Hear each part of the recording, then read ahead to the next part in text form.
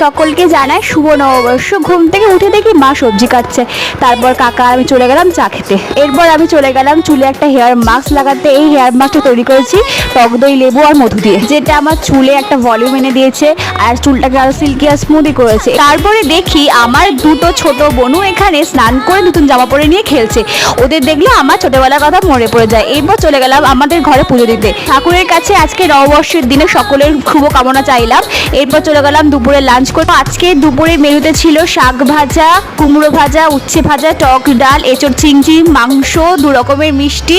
তো এখন আমি রেডি হয়ে নিয়েছি মেলায় যাব বলে, কিন্তু মেলায় গিয়ে দেখি মেলা তো পুরো ফাঁকা, সবে বসছে। কিন্তু এখানে দেখি নতুন একটা ধরনের এই মালাই আইসক্রিম পাওয়া যাচ্ছে, যেটা আমার খেয়ে খুবই ভালো লাগলো। আমি নেক্সট টাইমও ট্রাই করব।